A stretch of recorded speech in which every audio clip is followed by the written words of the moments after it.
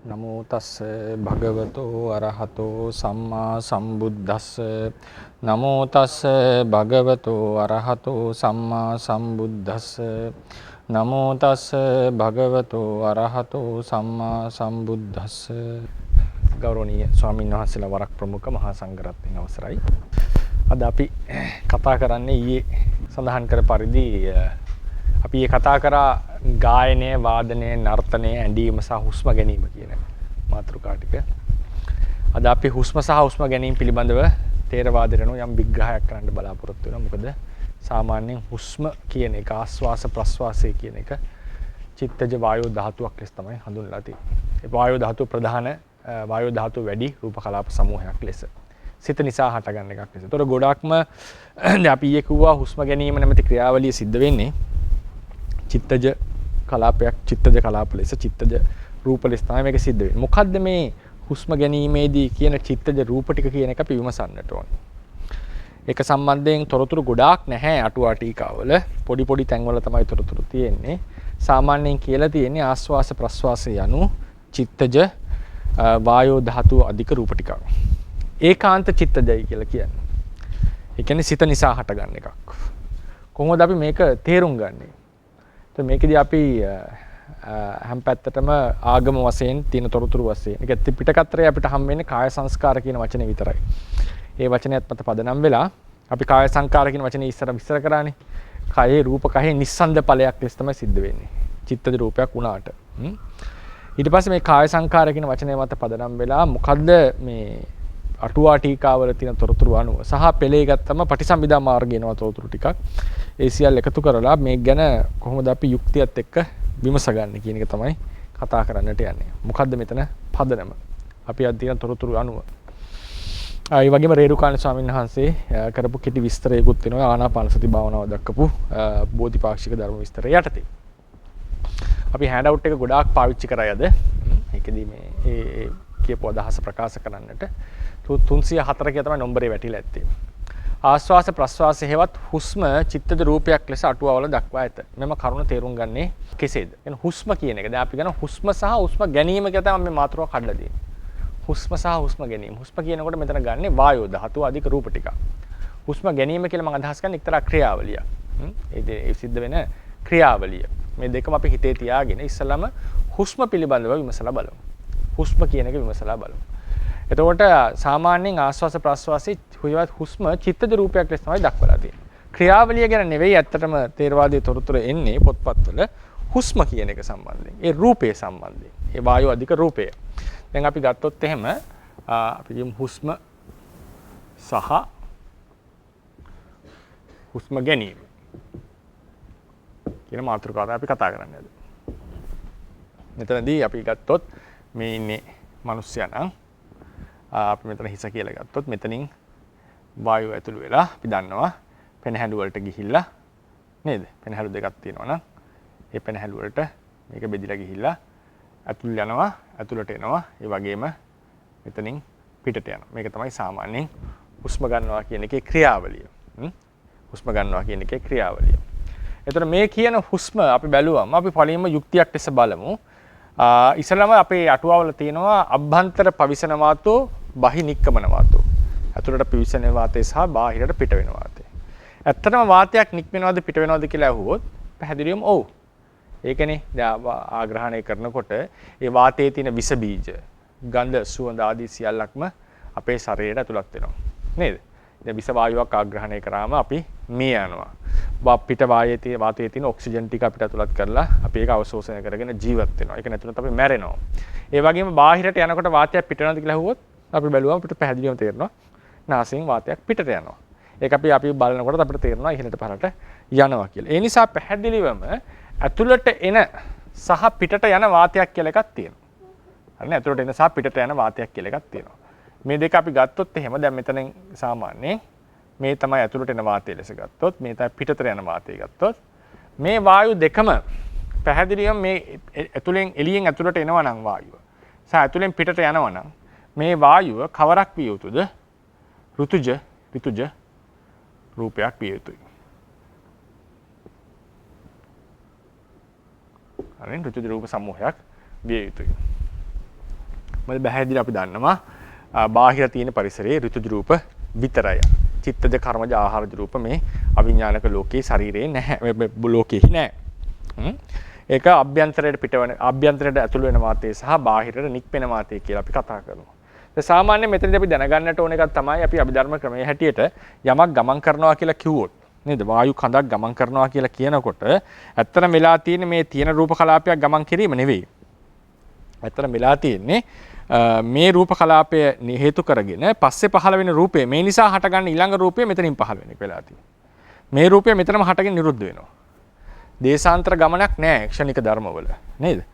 තේරවාදී හැටියට අභිධර්ම ඉස්සර කරන ක්‍රමයට දේශාන්තර ගමනක් නැහැ. ඒතන ඉපදෙනවා බිඳෙනවා. ඒතන ඉපදෙනවා බිඳෙනවා. අලුතෙන් පහළ වෙන රූපය එහැයෙන් පහළ වෙනවා. මේකට තමයි ගමන කියලා කියන්නේ. ගමන කියලා කියන්නේ. ඒ නිසා මේ අභ්‍යන්තරයට ඇතුල් වෙනවා පිට වෙනවා කියන එකේදීත් මේ තියෙන රූපය මෙතනින් ඒ කියන්නේ හැමතිස්සෙම ඒ තැන ඉපදෙනවා බිඳෙනවා අලුත් රූප තමයි පහළ වෙන්නේ.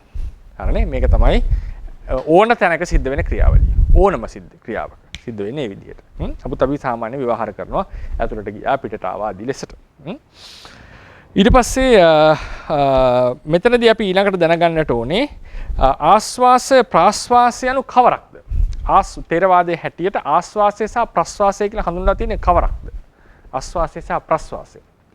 දැන් එතනදී ඉන්න ඊළඟ කරුණ තමයි තේරවාද පොත්වල තියෙන විදිහට ආස්වාසය සහ ප්‍රස්වාසය කතා කරනකොට අපිට පොත්වල එන්නේ දැන් මෙතන ආපහු නැවත මම අදිනවා. වාතු දැන් මෙහෙම මාර්ගයක් ඇන්දොත් හරිනේ මෙහෙම මාර්ගයක් ඇන්දොත් මේ විදිහට අපි කියනවා මේ ගමන් මාර්ගය ලෙස මේ නාසය මේ තමයි උදාහරණයකට ඒ ශ්වසනාලය ආදී. හරිනේ. එතන මෙතන අපිට පෙනහළු දෙක තියෙනවා සාමාන්‍යයෙන්. ඊට මෙතන උදරය තියෙනවා. නේද? උදරය මේ පෙනහළු. මේ පෙනහළු මෙතන ප්‍රාචීරය තියෙනවා. නේද? උදරය තියෙනවා. මේ පෙනහළු. ඒකත් පෙනහළු. පෙනහළු. මේ උදරය. අපි නාභිය මෙතන තියනවා කියලා හිතන්න. නාභිය පෙකණිය කියලා කියන්නේ. දැන් සාමාන්‍යයෙන් පොත්වල දක්වලා තියෙන්නේ මේ වාතය ඇතුලෙන් එන පිටින් එන වාතය මෙතනින් ඇතුළු වෙලා මේ වාතය මෙතනින් එන්නේ අපි ගත්තොත් එහෙම මේ එන වාතය මෙතනින් ඇතුළු වෙලා හදවත මේ හරිය තියෙනවා. අපි සාමාන්‍යයෙන් අපි කියන්නේ වම් පැත්තේනේ නේද?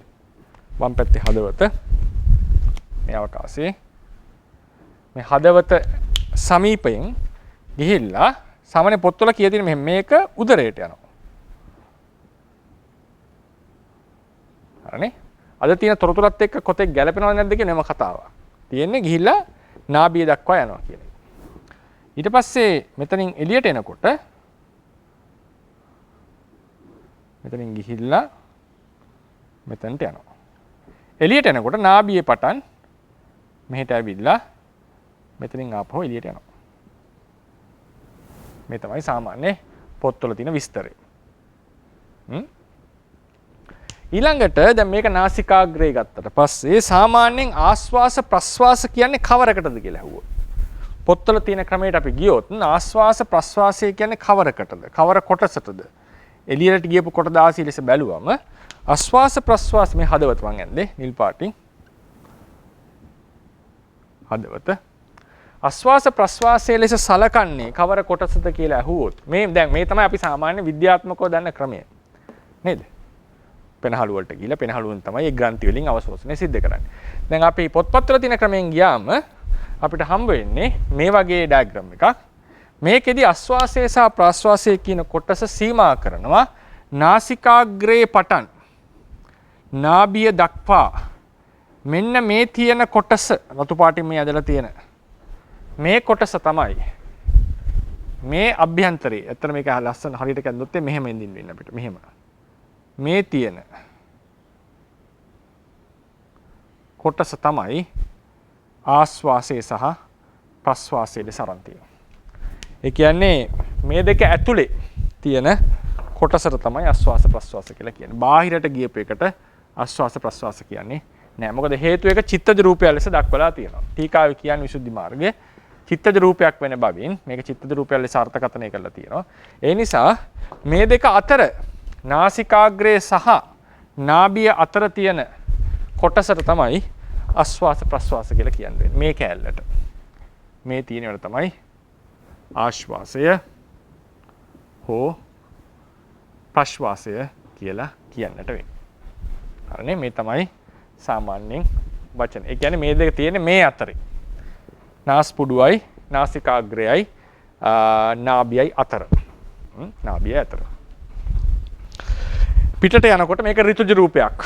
ඒ නිසා දැන් පොත්වල තියෙන විදිහට ගත්තම මේ කැලලෙදි තියෙනකොට මේ ඇතුලේ මේ කොටසෙදි මෙතන ඉඳලා මේ කොටස ඇතුලේදී මේක චිත්තජ රූපයක් ලෙස හඳුන්වලා තියෙනවා. චිත්තජ රූප සමූහයක්. මේක චිත්තජ රූප සමූහයක්. අපි දන්නවා බාහිරට ගිය ගමන් ධර්මයට අනුව තේරවාද න්‍යාය ක්‍රමයේ හැටියට බාහිරට ගිය ගමන් මේක මොකද්ද? ඍතුජ රූප සමූහයක්. මේක ඍතුජ රූප සමූහයක්. හරිනේ? එතකොට බලන්න මේ චිත්තජ රූප ටික මෙතනදී ඍතුජ රූප ලෙස අපි සලකනවා. හරිනේ? ඒ තියෙන වායු ධාතු ටික ඍතුජ රූපයක් ලෙස සලකලා තියෙනවා. හරිනේ? ඊළඟට දැන් මේක කොතෙක් දුරට අපිට පුළුවන් ද තේරුම් කරන්න කියන එකට අපි පස්සේ එමු. ඊට කලින් මම විස්තරයක් කරන්නට ඕනේ. මොකද්ද ආස්වාස ප්‍රස්වාසයේ ගමන් මාර්ගය තේරවාදයට අනුව? ආස්වාස ප්‍රස්වාසයේ පිළිබඳ තියෙන ගමන් මාර්ගය කවරද? ඒ ගමන් මාර්ගය ගැන තියෙන හොඳම තොරතුරු අපිට හම්බ වෙන්නේ විසුද්ධි මාර්ග ටීකාවේ. විසුද්ධි මාර්ග ටීකාවේ. එතන සාමාන්‍යයෙන් පටිසම්භිදා මාර්ග අටුවාවේ විස්තර කරලා තියෙනවා. පටිසම්භිදා මාර්ග අටුවා විස්තර කරලා තියෙනවා.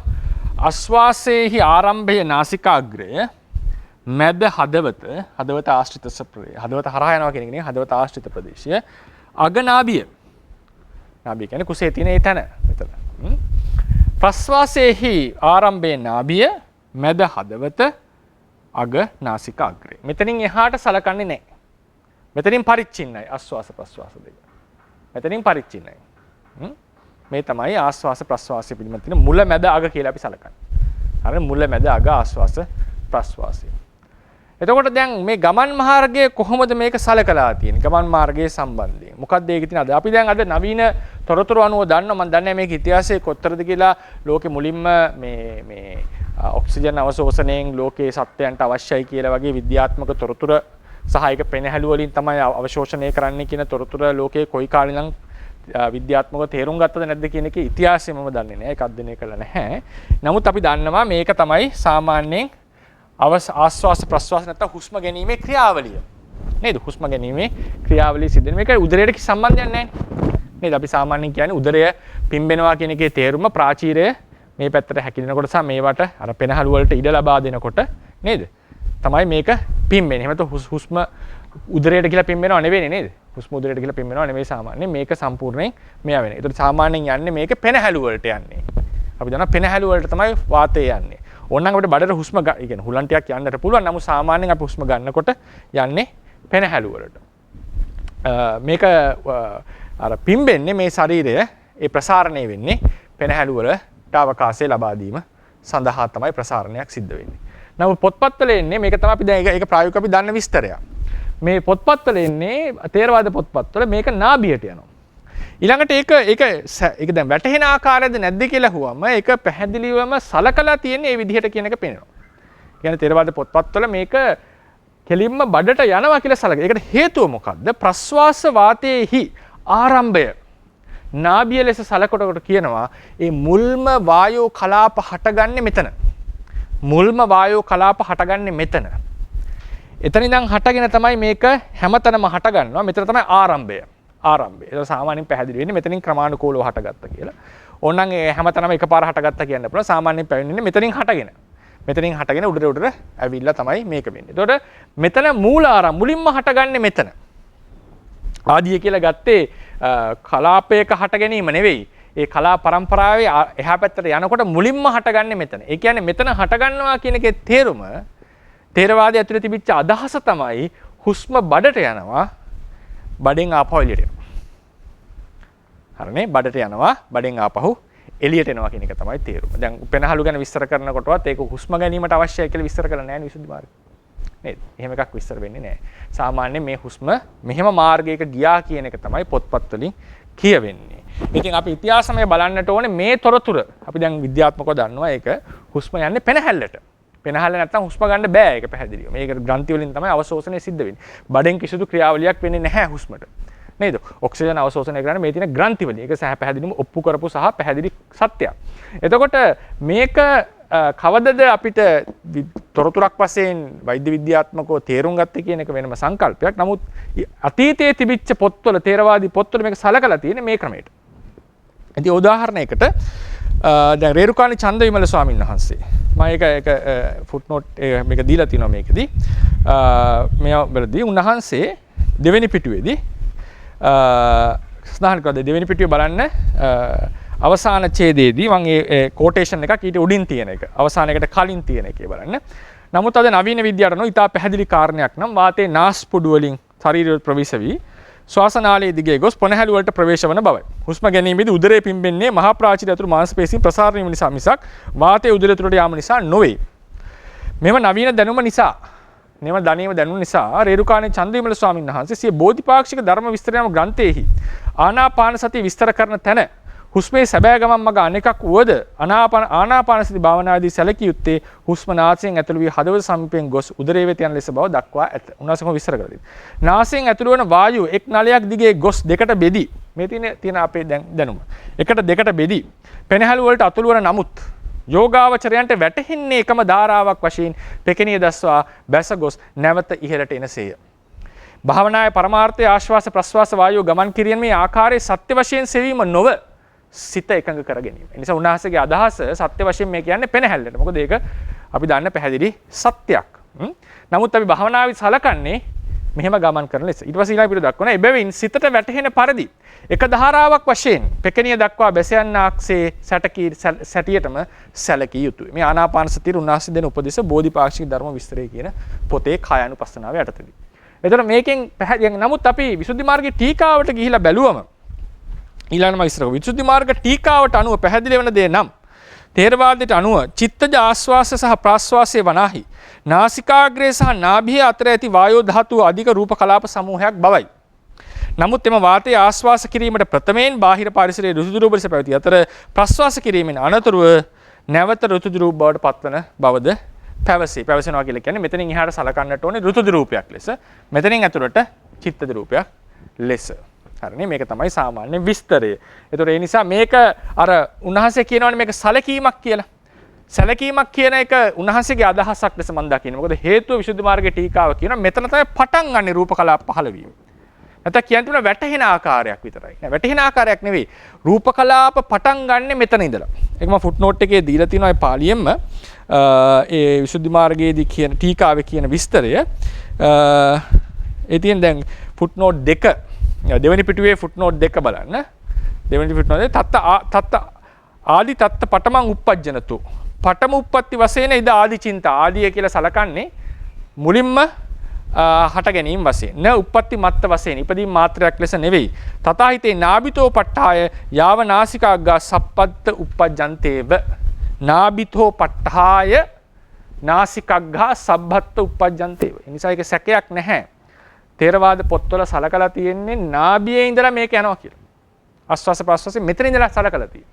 රේරුකාණ ස්වාමීන් වහන්සේ අරක ලියන්නට හේතුව ලෙස මම දකින්නේ නවීනව තියෙන දැනුම අනුව උන්වහන්සේටත් පේනවා මේක යන්නේ පෙනහල්ලට ඇත්තට.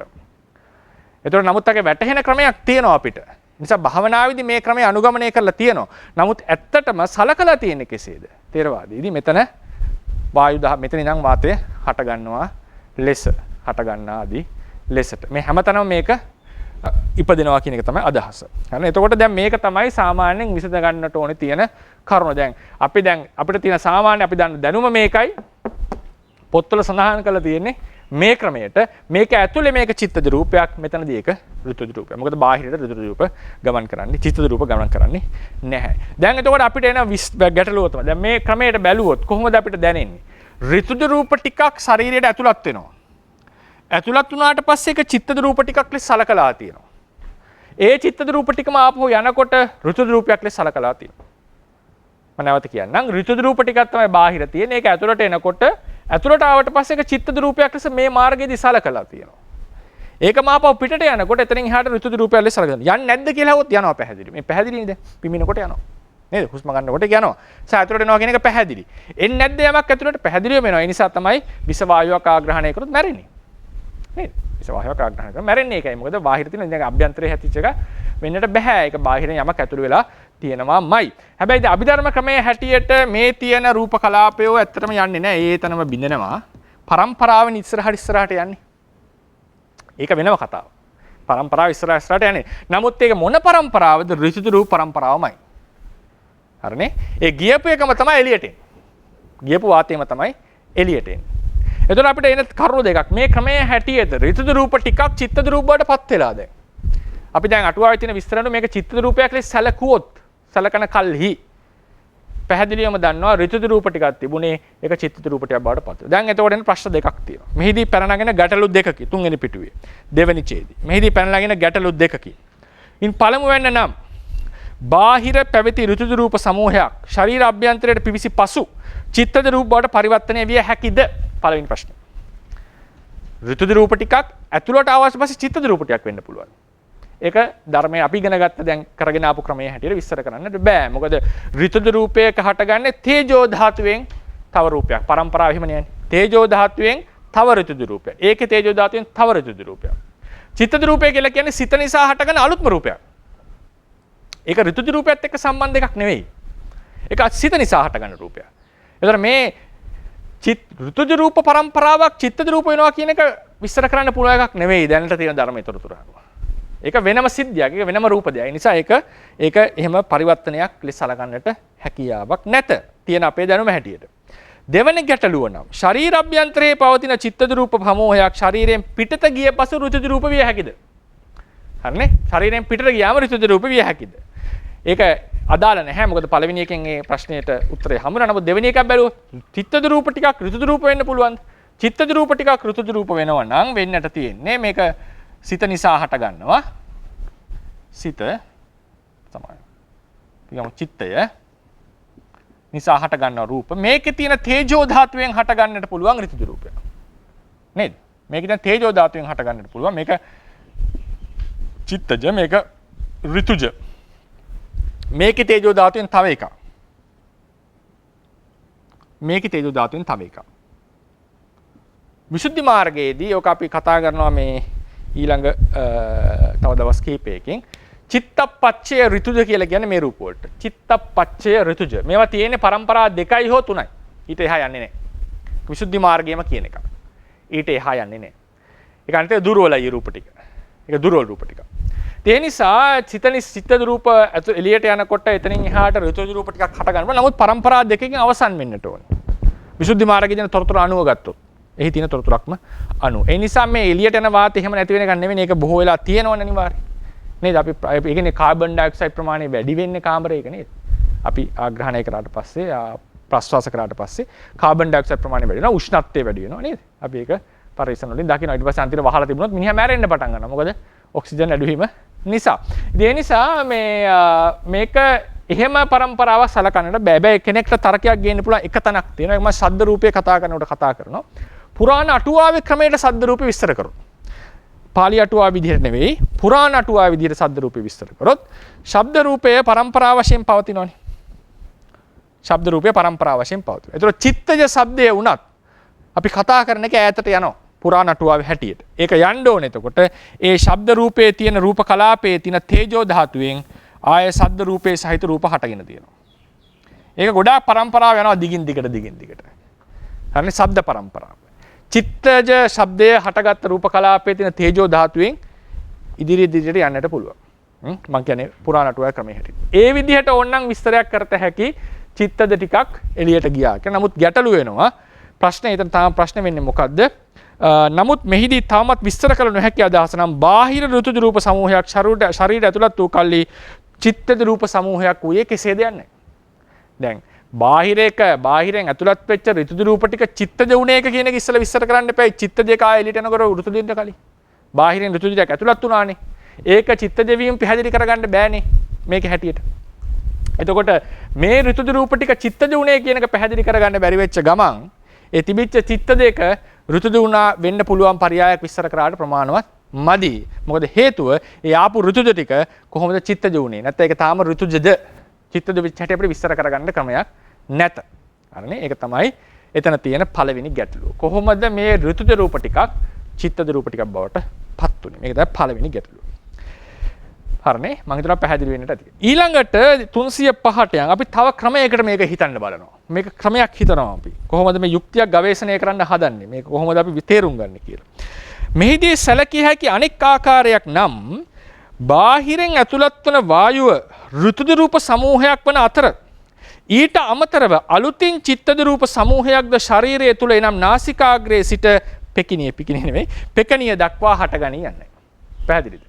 ඒ කියන්නේ ඍතුජ රූප ටිකක් ඇතුළත් වෙනවා. ඒක පැහැදිලි. ඒක ගැන වාදයක් නැහැ ඇත්තටම. මොකද ඒ නිසානේ විස වායුවක් නිසා මිනිහෙක් මැරෙන්නේ. ඒ නිසානේ ගඳ සුවඳ දැනෙන්නේ අපිට. ඒ ඍතුජ රූප ටිකක් ඇතුළත් වෙනවා. ඍතුජ රූප වලට අමතරව මේ නාසිකාග්‍රයයි නාභියයි අතර පෙනහැල්ල පැත්තකින් තියන්නකො.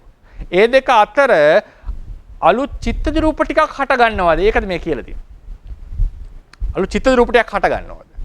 ඒතර ඒකත් පුළුවන් දැන් ඇතුලෙන් පිටින් එන එක ගැන වාදයක් නෑ. ඒක යුක්තියක්. ඒක ප්‍රතිෂේධ කරන්නට බෑ අපිට. එතකොට එහෙමනම් මේක චිත්තජ දක්වලා තියෙනවානේ පොත්වල. එහෙනම් මේ කතා කරන්නේ මේක ඇතුළත් වෙනකොට ඊට අමතරව තව චිත්තජ රූප කියන්නේ සිත නිසා හටගන්න රූප ටිකක් මේ පරිසර මේ මාර්ගයේ දිගේ හට ගන්නවද අලුතෙන් ඍතුජ රූප වලට අමතරව. දැන් ඍතුජ රූප රතුවෙන් දක්වලා තියෙනවා නම් උදාහරණයකට මේ ඍතුජ රූප රතුවෙන් දක්වලා තිබ්බොත් මේවට අමතරව අලුතෙන් චිත්තජ රූප ටිකක් හට ගන්නවද මේ පරිසරයේ විතරක්?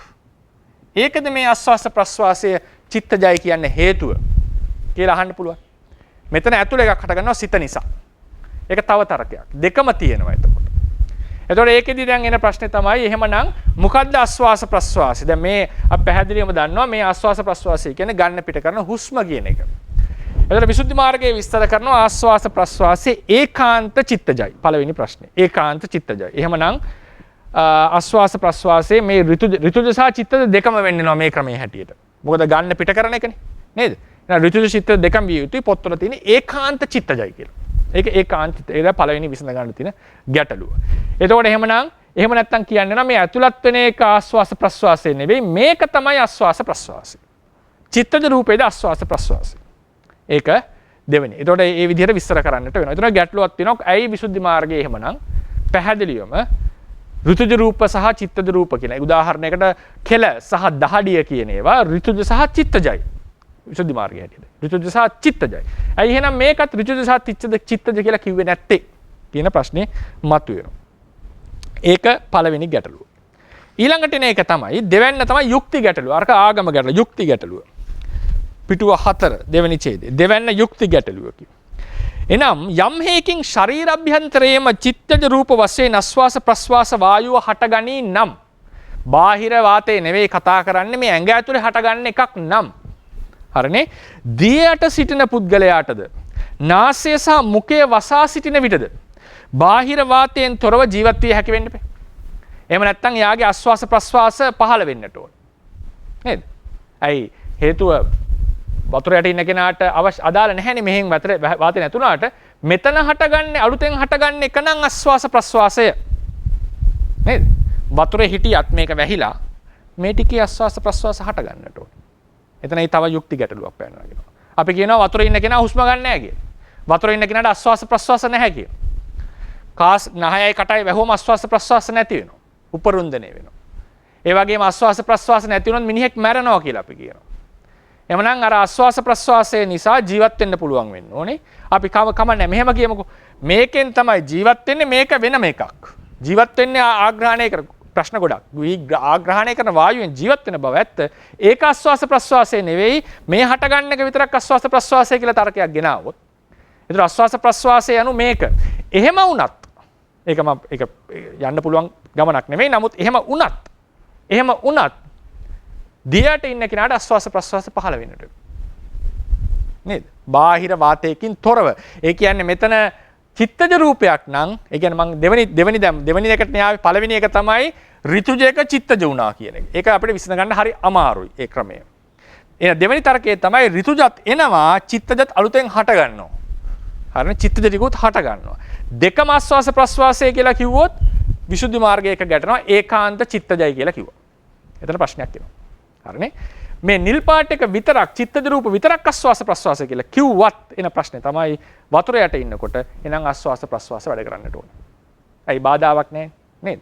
බාහිරින් එන වාතය නෙවෙයි මෙතන හටගන්න එකක්. ඒකට බාධාවක් වෙලා නැහැ. එහෙමත් නැහැ. ඒතර දියට ගිලිච්ච කෙනාට ආස්වාස ප්‍රස්වාස නැහැ කියන එකත් අපි කතා කරලා තියෙනවා. එතකොට එතනත් ඒ ගැටලුව විසඳිලා නැහැ. ඊට පස්සේ එකක් වෙනවා 306 දී මෙහෙමත් හිතන්න පුළුවන්ද කියලා ඔන්න තව පැත්තකින් යුක්තියක් හිතනවා. මම පුළුවන් තරම් මේ යුක්ති ගවේෂණයක් මේ කරවන්නේ. පුළුවන් තරම් ක්‍රමයකට මේක හිතවන්නට. හරිනේ? එසේනම් ආස්වාස ප්‍රස්වාසයේ චිත්තජ රූප සමූහයක් ලෙස සලකන්නේ කෙසේද? දැන් මේ ක්‍රම දෙකෙන්ම අපිට පිළිතුරු නැහැ. පිළිතුරු හොයන්න අමාරුයි. එහෙනම් ඇයි මේක චිත්තජ රූපයක් ලෙස සලකන්නට හේතුව? මෙහෙම තර්කයක් කෙනෙක්ට ගේන්න පුළුවන්. ඇත්තටම එන්නේ ඍතුජ රූපයක්. ඒකට යුක්තිය වැඩි. ඍතුජ රූපයක් එනවා කියන එකට යුක්තිය වැඩි. බාහිරින් මේක ආග්‍රහණය කළේ නේද? බාහිරින් මේක ආග්‍රහණය කළා. මෙතනින් පිට කළා. ඒක බාහිරට ඒ ඇතුලෙන් පිට වෙච්ච දේ බලපෑම තියෙනවා. ඒක පැහැදිලි දෙයක්. එතකොට එහෙමනම් මේක චිත්තජයයි සැලකුවේ මේ නිසාද කියලා කෙනෙක්ට තර්කයක් ගන්න. මොකද මේක සිද්ධ වෙන්නේ මේ ආස්වාස ප්‍රස්වාසයේ සිද්ධ වෙන්නේ රූපකයේ තියෙන ක්‍රියාවලියක් නිසානේ. රූපකයේ ක්‍රියාවලියක් සිද්ධ වෙනවා. මේක පිම්බෙනවා, හැකිලෙනවා. එතකොට තමයි වාතය එන්නේ. දැන් අපි විද්‍යාත්මකව විස්තර කරොත් එහෙම මේක පිම්බෙනකොට පීඩනය අඩු වෙනවා. ඒ නිසා වැඩි පීඩනයක් තියෙන තැනින් අඩු පීඩනයක් තියෙන තැනට වාතය ගලාගෙන එනවා. මේක තද වෙනකොට පීඩනය වැඩි වෙනවා, පරිමාණය අඩු වෙලා. ඒ නිසා වැඩි පීඩනයෙන් අඩු පීඩනයට හුස්ම එළියට යනවා. ඕකනේ සාමාන්‍යයෙන් ක්‍රියාවලිය සිද්ධ වෙන්නේ. එතකොට එහෙමනම් මේ ඇතුළු වෙන්නේ චිත්තජ රූපයක්. ඇතුළු වෙන්නේ චිත්තජ රූපයක්. එතකොට මේ ටික අදාළ නැහැ. මේ තුන්වෙනි ක්‍රමයේ හිතන ක්‍රමය මම කියන්නේ. මේ ටික අදාළ නැහැ. ඇතුළු වෙන්නේ සමාවෙන් ඍතුජ රූපයක්. ඇතුළු වෙන්නේ ඍතුජ රූපයක්. නමුත් ඒක ඇතුළු උනේ මේ ශාරීරික ක්‍රියාවලියක් නිසා. මොකක්ද ඒ ශාරීරික ක්‍රියාවලිය? ප්‍රසාරණය, හැකිලිම ආදී නිසා. ඒක සිද්ධ වෙන්නේ සිත තියෙන තාක්කල්. මරුණට පස්සේ ඒක වෙන්නේ නැහැ. ඒ නිසා මේ කායික ක්‍රියාවලිය චිත්තපච්චයයි. සිත නිසා හටගත්තේ. ඒ සිත නිසා හටගත්ත කායික ක්‍රියාවලියක් හේතු කරගෙන යම් වායෝ ධාතුවක් ඇතුළු වුණා නම් ඒ කොටස ඇතුළු වුණාට පස්සේ ඇයි ඒක ඇතුළු වුණේ? සිත ප්‍රත්‍ය කරගෙන. සිත නිසා ඇතිවෙච්ච ක්‍රියාවලියක් නිසා. ඒ නිසා ඒකට චිත්තජ රූප කිව්වාද කියලා කෙනෙක්ට හිතන්න. සම්බන්ධයක් පේනවනේ සිතේ නේද? සිත නිසා තමයි ඇතුළු වුණේ. ඒ නිසාද මේකට චිත්තජ රූප කියලා කිව්වේ කියලා කෙනෙක්ට ගේන්න පුළුවන්. හැබැයි එතකොට නැවත ප්‍රශ්නයක් එනවා නෑනේ. කෙනෙක් අහපුවා කියනවා නෑ ස්වාමීන් වහන්සේ චිත්තජ කියලා කිව්වේ සිත නිසා හටගත්ත. ඔබ වහන්සේ කතා කරන්නේ සිත ප්‍රත්‍ය කරගත්ත ක්‍රියාවලියක් නිසා ඇතුළු වෙච්ච. ඒකට චිත්තජ කියනවට වඩා ඒක තාම ඍතුජමයි. ඒක තාම ඍතුජමයි. නේද? ඒක ඇතුළත් උනේ අභ්‍යන්තරයේ චිත්ත ප්‍රත්‍යයෙන් බව ඇත්ත. නමුත් ඒක ඍතුජමයි. එතකොට මේක තමයි එතනත් ඒ ගැටලුව විසඳ ගන්නට අපිට අමාරුයි. ඒකත් විසඳ ගන්නට අමාරු වෙනවා. හරිනේ? එතකොට එහෙමනම් මේ විදියට ඔක්කොම තියෙනකොට මේ ක්‍රම තුනෙන්ම ගියාම බාහිර වාතයේ අභ්‍යන්තරයට එනකොට ඍතුජ රූපයේ චිත්තජ වුණා කියන එක අපිට හිතා ගන්නට ක්‍රමවේදයක් නෑ. අපි දන්න ධර්මයෙන් විස්තර කරන්නට අපිට අමාරුයි. ඊළඟ දෙවෙනි ක්‍රමය තමයි ඍතුජ රූප වගේම චිත්තජ රූපත් ඒකම හට ගන්නවා කියලා කිව්වොත් එතනත් විසඳ ගන්නට බැරි ගැටලු කීපයක් වෙනවා. කොහොමද වතුර යට ඉන්න කෙනාට හුස්ම නතර වුණේ? ආස්වාස ප්‍රස්වාසයෙන් නතර වුණේ? බාධාවක් නෑ. ඕනලාක හට ගන්නට පුළුවන් කියන එක. තුන්වෙනි ක්‍රමය තමයි චිත කරන කොටගත් ක්‍රියාවලියක් නිසා මේක ඇතුළු වුණ නිසා චිත්තජ රූප කියලා කිව්වොත් එතන තා ප්‍රශ්නයක් එනවා. ඒක ස්ථාම ඍතුජ රූපයක්, චිත්තජ රූපයක් නොවන නිසා. අපි දැන් ඊට පස්සේ දැන් මේ කරුණු මෙසේ තිබෙන නිසා මේ කරුණු තුනම අපිට විස්තර කරගන්න බැරි නිසා අපි තා ක්‍රමයකට මේක බලනවා. මේකෙදි තමයි මම මේ මාතෘකාව දාන්නේ හුස්ම ගැනීම. දැන් හුස්ම ගැන විස්තර කළේ. ඒ වායෝ ධාතුව ගැන මෙච්චර කල් විස්තර කරේ. දැන් එනවා හුස්ම ගැනීම කියන ක්‍රියාවලියට. හුස්ම ගැනීම කියන ක්‍රියාවලියට. හුස්ම ගැනීම කියන ක්‍රියාවලිය ගත්තම මම මේක පොඩ්ඩක් විද්‍යාත්මකව විස්තර කරොත් අපේ දන්න අයත් එක්කත් සමගම කතා කරා මේක ගැන. සහයේ තියෙන තොරතුරු අනුව අපි ඉගෙනගෙන තියෙන තොරතුරු. ගත්තම දැන් හුස්ම ක්‍රියාවලිය වෙන්නේ මොලේ තියෙන ස්ථාන ජීව විද්‍යාත්මක සිද්ධ වෙන්නේ මොලේ තියෙන ඒ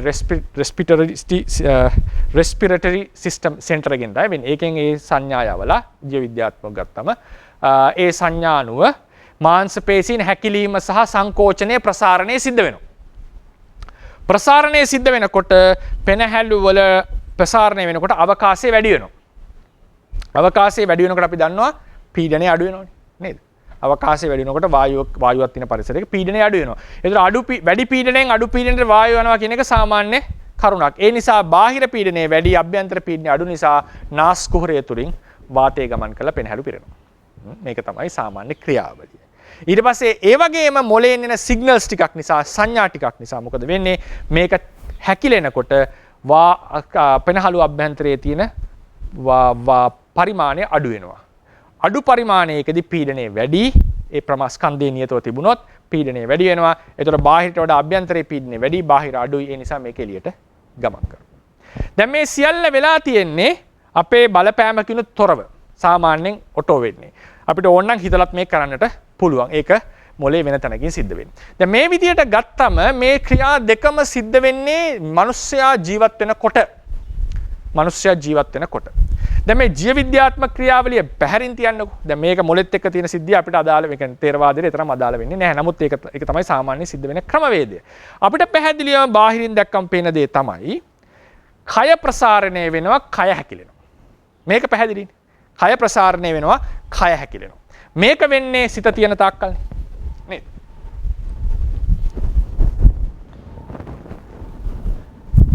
කය ප්‍රසාරණය වීමයි කය හැකිලීමයි සිත තියෙන තාක්කල්. මිය ගිය කෙනාට මේක වෙන්නේ නැහැ. ගැඹුරු සිහි මුර්ජාවකට වැටිච්ච කෙනාට ඩීප් කෝමා එකේදී මේක වෙන්නේ නැහැ. ඒතර අර මොලේ තියෙන මුළු සිද්ධිය පැත්තකින් තියමු අපි. කය ප්‍රසාරණය සහ හැකිලීම කියන දෙක සිද්ධ වෙනවා. දැන් මේකට අපි යමුකෝ. මේ කය ප්‍රසාරණය සහ හැකිලීම. ප්‍රසාරණය වෙනකොට බාහිරින් හුස්ම ඇතුළට එනවා. හැකිලෙනකොට අභ්‍යන්තරයෙන් හුස්ම බාහිරට යනවා. දැන් බලන්න. මේ සිද්ධිය අපි කොහොමද අභිධර්ම ක්‍රමයෙන් විස්තර කරන්නේ? ප්‍රසාරණය වෙනවා යනු චලනයක් නේ. හැකිලෙනවා යනු චලනයක්. චලනයකට අවශ්‍ය ධාතුව මොකද්ද? වායෝ ධාතුව. වායෝ ධාතුව. ඒතර වායෝ ධාතුව අධික රූප ටිකක් මේ කයෙහි ප්‍රධාන වශයෙන් මේ අවට ප්‍රදේශයේහි අපි හුස්ම ගන්නවන මතක තියාගන්න හැම අංශයක්ම පිම්බෙනවා නේ. සියුම්ම ගත්තොත් හැම කොටසක්ම පිම්බෙනවා හැකිලෙනවා. ඒක හොඳට සමාධිමත් වෙනකොට තේරෙනවා. කයේ හැමතැනම වගේ යම් වෙනසකට භාජනය වෙනවා. එතකොට මේ හරිය වැඩි ඒක. පපුව ආදී ආශ්‍රය. බඩ ආදී ආශ්‍රය. එතකොට මේ සිද්ධ වෙන ක්‍රියාවලිය අනිවාර්යෙන් වායෝ ධාතු අධික රූප කලාපයක් සහභාගී වෙලා තිබේ. වායෝ ධාතු අධික රූප කලාපයක් සහභාගී වී තිබේ. ඒ නිසා තමයි පිම්බෙන්නේ හැකිලෙන්නේ. එතකොට මේක ඇතුළට එනවා. හුස්ම ගැනීම හුස්ම කියන එක නෙමෙයි මම අදා. හුස්ම කියන්නේ එන වායු කඳ. හුස්ම ගැනීම වෙන්නේ මේක ප්‍රසාරණය වෙලා හැකිලෙනකොට. ප්‍රසාරණය වෙලා. ඒ රූපය මුළු ශරීරයේ පුරාවටම තියෙන. ඒතර ඒ වායෝ ධාතු මුළු ශරීරයේ පුරාම හට ගන්නවා. හැකිලෙනවා, පිම්බෙනවා. හැකිලෙනවා, පිම්බෙනවා. හරිනේ? එතන මේක ශරීරය. ඒක වායෝ ධාතු අධික රූප ටික. මේ රූප ටික ගැන මොකද්ද අපි පටිසම්භිදා මාර්ගයට ගියා. පටිසම්භිදා මාර්ගයේදී මේ හතරවෙනි පිටුවේ අවසාන ඡේදය බලන්න. අපි දන්නවා නේද පස්සම් භයං කාය සංඛාරං අස්ස සිස්සාමීති සික්කති පස්සම් භයං කාය සංඛාරණි සපස්ස සිස්සාමීති සික්කති. අර කාය සංස්කාරයෝ සංසිඳවමින් භාවනා කරනවා කියන එකක් තියෙනවනේ. සංසිඳවමින් භාවනා කරනවා කියලා එකක් තියෙනවා. ඒක කොහොමද මේ කාය සංස්කාරයෝ සංසිඳුණා කියන එක සලකලා තියෙන්නේ පටිසම්භිදා මාර්ගයේදී. ඒකෙදි සලකලා තියෙන්නේ මේ කයේ තියෙන පිම්බෙන හැකිලෙන ඕනම්ම අර හතර පැත්තටම යන ගතිය අඩු වෙනවා. එතකොට තමයි කාය සංස්කාරයෝ සංසිඳුණායයි සලකලා තියෙන්නේ. ඒ කියන්නේ කාය සංස්කාර කියලා නෑ ඒකට. කාය සංස්කාරයෝ කරණකටගෙන කාය සංස්කාර කියලා කිව්වේ ඒ හුස්මට අපි සාමාන්‍යයෙන් කියන්නේ ඒ කාය සංස්කාරයෝ කරණකටගෙන හටගන්න මේ දෙය සංසිඳනවා කියන එකයි කියලා තියෙන්නේ. හරිනේ? සංසිඳනවා යමක් කරනකොටගෙන. ඒ උදාහරණයකට හුස්ම ගැනීමේදී ශරීරයේ සිදුවන මෙම වෙනස ආශ්වාස ප්‍රශ්වාසය නිසා වන්නක් බවද එයම ආශ්වාස ප්‍රශ්වාසවල සියුම් බව සහ අවුලාරික බව තීරණය කිරීමේ සාධකයක් ලෙසද පටිසම්භිදා මාර්ගයේහි දක්වා ඇත. ඒක දක්වා ඇත. එතකොට කොහොමද කතම් පස්සම් භයං කාය සංකාරං අස්ස සිස්සාමිගේ යට දෙවෙනි මේකද කියනවා යථා රූපේහි කාය සංකාරේහි කරන කොටගෙන යා කායස්ස ආනමනා විනමනා සන්නමනා පනමනා ඉංජනා පන්දනා චලනා පකම්පන. කය මේ විදිහට මේ අර ගැස්සෙන වගේ ස්වරූපයට යනවා නම් පස්සම්භයං කාය ඒක සංසිඳනවා කියන එකයි මේ කාය සංස්කාරයේ කරන කොටගෙන. එහෙමයි කියන්නේ. කාය සංස්කාරයේ කරන කොටගෙන කයේ සිදුවන මේ දේ වෙනස් වෙනවා. ඒක හුස්ම නිසා කියලා නැහැ මෙතන නේද? ඒ කියන්නේ කාය සංස්කාරයේ නිසා ආස්වාස ප්‍රස්වාස කරනකොට හරිනේ ඒ සිදුවෙන මේක වෙනස් වෙනවා. කාය සංස්කාරයේ කරන කොටගෙන මේ හැකිලීම පිම්බීම වෙනස් වෙනවා. හරිනේ? දැන් ඔන්න අපිට යුක්තියකට එන්න පුළුවන් පොට ඉඩක් පේනවා. මොකක්ද යුක්තියට එන්න පුළුවන් ඉඩ? ඒක තමයි 308 දී කියන්නේ යෝජනාවක් ලෙස කරන්නේ. ඉස්තර කිරීමක් නෙවෙයි. හුස්ම ගැනීමේදී සිදුවන ශරීරයේ පිම්බීම සහ හැකිලීම මුළු රූපකයටම බරපාන ක්‍රියාවලියකි. හරිනේ? ඒ සිදුවන්නේ වායෝ ධාතිය අධික රූප සමූහයක් නිසාය. එම රූප හටගන්නේ රූපකය ඇසුරු කරගෙනය. එබැවින් ශරීරයේ ප්‍රසාරණය සහ හැකිලීම සිදු කරන වායෝ ධාතුව අධික රූප සමූහය කාය සංස්කාර යන වචනයට සුදුසුයි. ඒකට ගැලපෙනවා. මොකද ඒක මුළු කයම පදනම් වෙච්ච එකක්. කය ඇසුරු කරන් තියෙන්නේ. තවද පටිසම්භිදා මාර්ගයට අනුව පස්සම්භයං කාය සංකාරං අස්ස සිස්සාමීති සික්කති. පස්සම්භයං කාය සංකාරං පස්ස සිස්සාමීති සික්කති කියන යන පාඨවල කාය සංස්කාරවල සංසිඳීම තීරණය කළ යුත්තේ ශරීරයේ සිදුවන පිම්බීම් හැකිලීම් වල අඩුවීම අනුවය. මේක අඩු වැඩි වීම අනුව තීරණය වෙන්නට. කරුණු මෙසේ හේයින් මොකක්ද දැන් තියෙන ගැටලුව අපිට? ඉස්සලා අපි කතා කරානේ. දැන් මේ කතා කරන්නේ මේකට කාය සංස්කාර කිව්වොත් මොකද වෙන්නේ? මේ පිම්බෙන හැකිලෙන වායෝ ධාතුවක් නිසා මේක පිම්බෙනවා හැකිලෙනවා. මේ වායෝ ධාතුව මුළු කයෙම පවතිනවා. ඒකට කාය සංඛාර කියන සුදුසුකම තියෙනවා.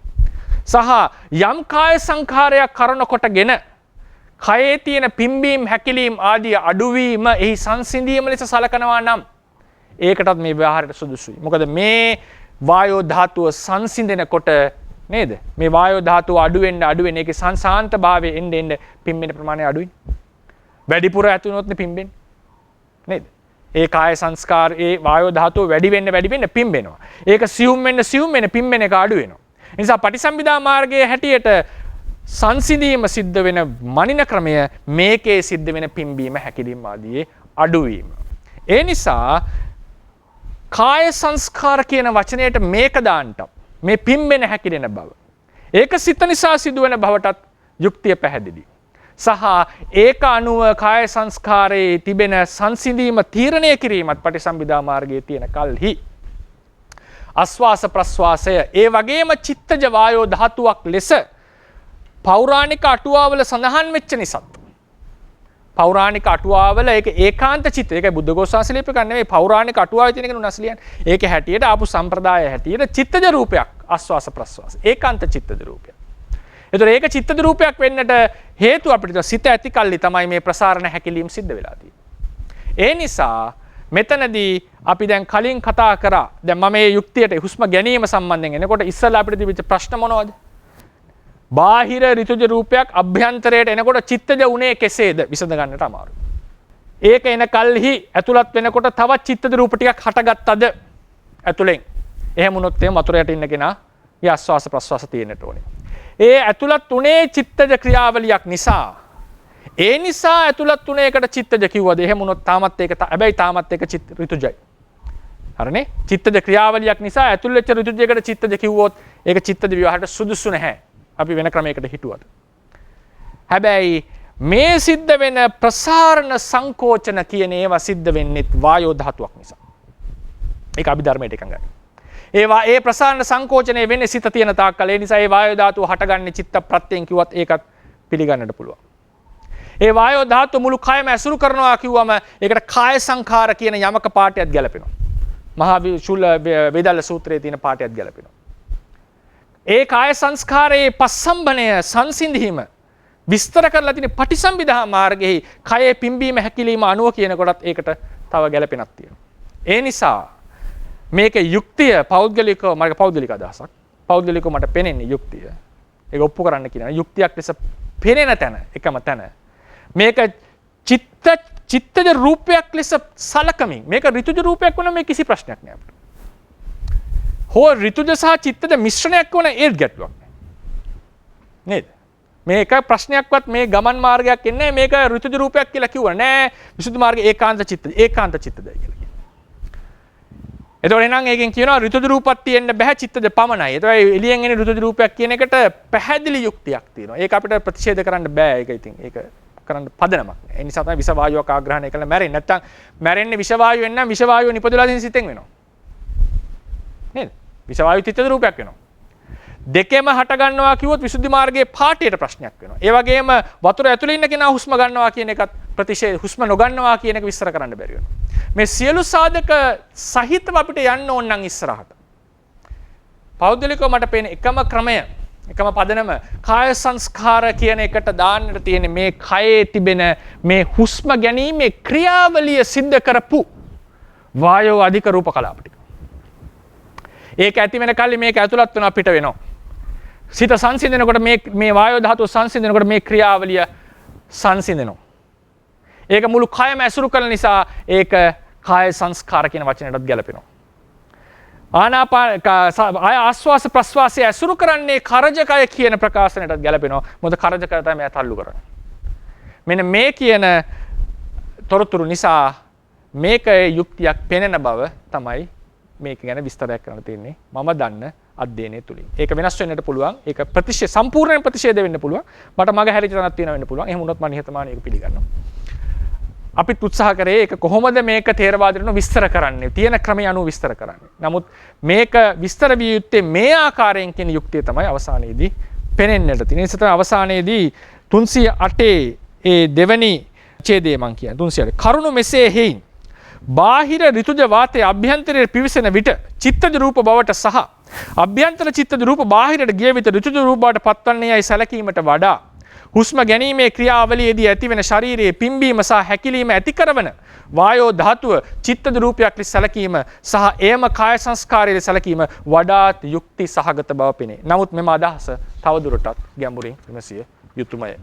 ඒ නිසා මේක තමයි මට හුස්ම සහ හුස්ම සම්බන්ධයෙන් තේරවාදයට අනුව විග්‍රහය. මේක තේරවාදී බින්දමින් කරන විග්‍රහයක් නෙවෙයි. තේරවාදයේ තියෙන විග්‍රහයමනේ. හුස්ම චිත්තජ ආස්වාස ප්‍රස්වාසයේ චිත්තජ රූපයක් කියන පදනමේ දැන් මේ විස්තර කරලා තියෙනවා. ආස්වාස ප්‍රස්වාසයේ චිත්තජ රූපයක් කියන පදනමෙන් මේ විස්තර කරේ. ඍතු රූපයක් වුණා නම් මේකක්වත් නැහැ. ආස්වාස ප්‍රස්වාසයේ වතුර යට සිද්ධ වෙන්නේ නැහැ කියන පදනමේ දැන් මේක විස්තර කරේ. ඒ ඔක්කොම තියෙන ඒවා ආරක්ෂා කරමින් මේක කෙසේද විස්තර කරන්න කියන තැනට ආවේ. ඒ වගේම ආස්වාස ප්‍රස්වාසය සංසිඳීම පටිසම්භිදා මාර්ගයේ විස්තර කරපු මේ කයේ තියෙන පිම්බීම හැකිලීම ප්‍රසාරණය සංකෝචනය කියන එක පදනම් වෙලා මේක විස්තර වුණේ. හැබැයි එතනදී එක ක්‍රමයක් ගැන එක ක්‍රමයක් විස්තර කරගන්න බැරි වෙනවා අටුවාවේ ඒ කියන්නේ ටීකාවේ සහ අටුවාවල සහ ටීකාවල විස්තර වෙන මේක ආදිය මේක මධ්‍යය මේක අවසානය සහ මේක තුල තියෙන කල් මේක චිත්තජ රූපයක් කියන මේ වායු ධාරාව චිත්තජ රූපයක් ලෙස සැලකීම මේ වායු ධාරාව චිත්තජ රූපයක් ලෙස සැලකීම කියන එකට යුක්තිය පෙන්වන්නට අමාරුයි. යුක්තිය පෙන්වන්නට අමාරුයි මේ තියෙන සහ අපිට දැන් තියෙන තොරතුරු ආදිය එකතු කරගත්තා. ඒක අමාරු උනේ වෙන දෙයක් නිසා නෙවෙයි. ඒ අමාරු උනේ අපේ රුචිය නිසා නෙවෙයි. කොහොමද ත්‍රිත්‍ය රූප ටිකක් චිත්තජ රූප උනේ කියන ප්‍රශ්නේ විසඳගන්න බෑ. වෙනම චිත්තජ රූප ටික අලුතෙන් හට ගන්නවා නම් වතුරේ ඉන්න කෙනාට ආස්වාස ප්‍රස්වාස නතර උනේ කියන එක හට ගන්න බෑ. විස්තර කරන්න බෑ. ආස්වාස ප්‍රස්වාස උපරුන්ධනය වෙන කල්ලි සත්වයා මැරෙනවා කියන එක විස්තර කරන්නට බෑ. මේක නහය වැහුවත් ආස්වාස ප්‍රස්වාස හට ගන්නට වෙනවා ඒ නිසා. ඒ වගේ ප්‍රායෝගික ප්‍රශ්න සහ පොතපතේ තියෙන ඒවට විස්තර කරන්නට අමාරු වෙන නිසා තමයි මේ පරයයට සහ අවසානයේදී පැහැදිලියම මේ ගමන් මාර්ගයේ ගිහිල්ලා නාභිය දක්වා ආස්වාස ප්‍රස්වාසය වාතයේ ගමන් කරනවා කියන එකටත් යුක්තියක් අපිට පෙන්වන්නට බෑ. පැහැදිලිවම දන්නවා. ඒක පෙනහළු වලට තමයි යන්නේ කියන්නේ. ඒ නිසා තමයි රේරුකාණ සංසප්පාව කියලා තියෙන්නේ මේක පෙනහළු වලට යන එකක් සැලකීමක් විතර යතන සිද්ධ වෙන්නේ. ඉතින් ওই වගේ කියන යුක්ති ගවේෂණයක් තමයි මම සිද්ධ කරේ. එහෙම නැතුව තමන්ගේ අදහසක් ඉදිරිපත් කිරීමක් නෙවෙයි. මේ මහත්මයෙක් ඇහුවා කොහොමද මේක චිත්තජ රූපයක් ලෙස විස්තර කරන්නේ? මේ විදිහට තමයි පොතපතේ විස්තර වෙන්නේ මේ ක්‍රමයට තේරවාදය ඇතුලේ. නමුත් ඒ තේරවාදය ඇතුලේම ඉඳලා අර වගේ යුක්ති ගවේෂණයක් තුළින් මේ පිම්බෙවෙන හැකිලෙන ක්‍රියාවලිය ඇති කරවපු ඒ වායෝ ධාතුව අධික රූපයට ආස්වාස ප්‍රස්වාසය එහෙම නැත්නම් කාය සංස්කාරය කියන වචනයටත් යුක්තියක් පේනවා කියන එක තමයි කියන්නේ. ඒ ක්‍රමයට ගියාම අපිට ඒක චිත්තජ ලෙස විස්තර කරන්නටත් පුළුවන්. කාය සංඛාරයක් ලෙස විස්තර කරන්නට පුළුවන්. ඊට පස්සේ දියේ ගිලී ඉන්නකොට මේක නතර වෙනවා කියන එකත් විස්තර කරන්න පුළුවන්. මොකද ඒකෙදි පිම්බෙන හැකිලිම සිද්ධ වෙන්නේ නැහැ. මේ වගේ ඒ තැන්වලදී ඒක විස්තර කිරීමේ හැකියාව අපිට ලැබෙනවා. ඒ නිසා තමයි අද මාතෘකාව විදිහට අවසන් කරනවා අපි ප්‍රශ්න අහන්නට අවස්ථාව ලබා දෙනවා. ත්‍රිවන් සරණයි ස්වාමීන් වහන්සේ. ත්‍රිවන් සරණයි මහත්මයා. වටිනා දේශනාවක් අහගන්න ලැබුත් එකෙන් බොහොම සන්තෝෂයි. වහන්සේම තව එක දෙයක් අපිට විස්තර කරලා දෙන්න. සංස්කාර යමකයේ පඤ්ඤාති නිර්දේශ වාරයේ තියෙන කායෝ කාය සංකාරෝ කියන ප්‍රශ්නෙට නෝ කියන උත්තර ලැබෙනවා. ඔව්. එතනට වහන්සේ විස්තර කරලා දෙනවා නම් බොහොම ත්‍රිවන් සරණයි. කායෝ කාය සංඛාරෝ. එතන කාය කියලා අරන් තියෙන්නේ බලන්න ඕනේ කාය මට ඒක විමසන්නට වෙනවා. සංස්කාරයම කියන්නේ නේද?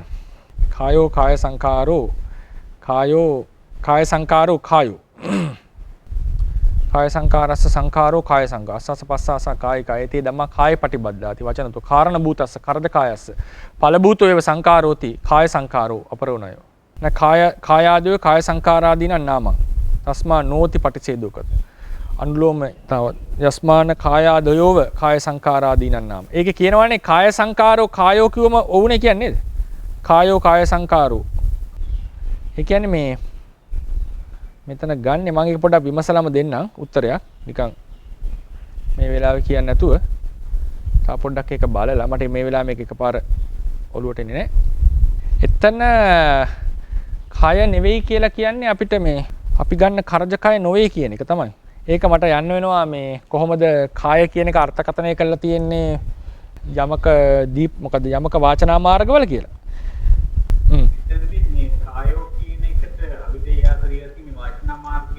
ඔව් කියන්නේ චතු සම්ප්‍රාණික රූපේ කියන එකයි හරි තමයි අවිදේයස්නේ හරි එතකොට ඒකේ හැබැයි මේ කාය සංකාර කියන සංතේපදයට අවිදේයස්යක් නැහැ අභිදේයත නැහැ කියලා ඒක චිත්තජ රූපයක් ලෙස අර්ථකථනය කරලා නැද්ද ඒකේ තියෙන ස්වාමීන් වහන්සේ විපාක ඵල ධර්මයේ වූ කාය සංස්කාර නොවන බැවින් කාය සංස්කාර යන සංතේපදයගේ අවිදේය නොමැත එහෙම නෙවෙයි මේක කියන්නේ ඒක එකම දේ නෙවෙයි කියන එක තමයි මේ කියලා තියෙන්නේ. මම ඕක හෙට කතා කරන්නද? ඔය ප්‍රශ්නේ. හොඳයි තේරුණා. හොඳයි. මම හෙට කතා කරනවා. හරි. අවසරයි සම්මානස. තෙරුවන් සරණයි. තෙරුවන් සරණයි සම්මානස.